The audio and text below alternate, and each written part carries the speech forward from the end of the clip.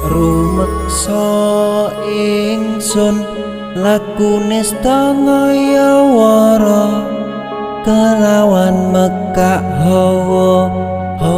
kang dur angkara senajan setan gentayangan tansah gawe rupeda